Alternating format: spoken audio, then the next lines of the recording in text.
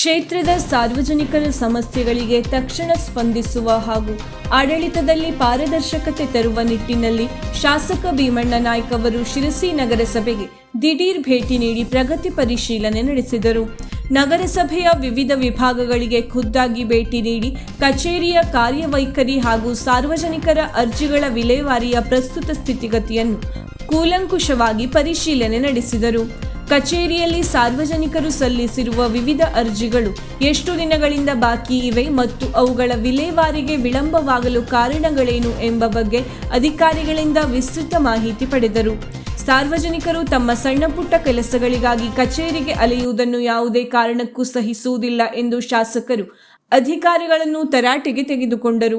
ನಿಯಮಾನುಸಾರ ಇರುವ ಅರ್ಜಿಗಳನ್ನು ತ್ವರಿತಗತಿಯಲ್ಲಿ ವಿಲೇವಾರಿ ಮಾಡಬೇಕು ಎಂದು ಕಟ್ಟುನಿಟ್ಟಿನ ಆದೇಶ ನೀಡಿದರು. ಜನಸಾಮಾನ್ಯರು ಕಚೇರಿಗೆ ಬಂದಾಗ ಅಧಿಕಾರಿಗಳು ಮತ್ತು ಸಿಬ್ಬಂದಿ ಸೌಜನ್ಯದಿಂದ ವರ್ತಿಸಬೇಕು. ಕಡತಗಳನ್ನು ಅನಗತ್ಯವಾಗಿ ಬಾಕಿ ಇಟ್ಟುಕೊಳ್ಳದೆ ಕಾಲಮಿತಿಯೊಳಗೆ ಕೆಲಸ ಮುಗಿಸಿಕೊಡುವ ಮೂಲಕ ಜನಸ್ನೇಹಿ ಆಡಳಿತಕ್ಕೆ ಆದ್ಯತೆ ನೀಡಬೇಕು ಎಂದು ಶಾಸಕರು ತಿಳಿಸಿದರು. ನಗರಸಭೆಯಲ್ಲಿ ಯಾವುದೇ ರೀತಿಯ ಏಜೆಂಟ್ ಗಿರಿಯ ಕೆಲಸಗಳು ನಡೆಯಬಾರದು. ಜನರು ಅಧಿಕಾರಿಗಳಾದ ನಿಮ್ಮ ಬಳಿ ಬಂದಾಗ ಅವರ ಕೆಲಸಗಳು ನೇರವಾಗಿ ಆಗಬೇಕು. ಕಚೇರಿ ಆವರಣದಲ್ಲಿ ಮಧ್ಯವರ್ತಿಗಳ ಹಾವಳಿ ಹಾಗೂ ಏಜೆಂಟ್ ಗಿರಿಯಂತಹ ಮಾತುಗಳು ಕೇಳಿ ಬರಬಾರದು ಎಂದು ಶಾಸಕರು ಅಧಿಕಾರಿಗಳಿಗೆ ಖಡಕ್ ಎಚ್ಚರಿಕೆ ನೀಡಿದರು.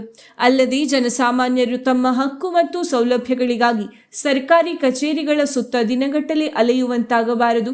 ಸಾರ್ವಜನಿಕರ ಅಹವಾಲುಗಳಿಗೆ ತಕ್ಷಣ ಸ್ಪಂದಿಸುವುದು ಪ್ರತಿಯೊಬ್ಬ ಅಧಿಕಾರಿಯ ಕರ್ತವ್ಯವಾಗಿದೆ. ನಿರ್ಲಕ್ಷ್ಯ ತೋರುವ ಅಧಿಕಾರಿಗಳ ವಿರುದ್ಧ ಕಠಿಣ ಕ್ರಮ ಕೈಗೊಳ್ಳಲಾಗುವುದು ಎಂದು ಅಧಿಕಾರಿಗಳಿಗೆ ಕಟ್ಟುನಿಟ್ಟಿನ ಸೂಚನೆ ನೀಡಿದರು.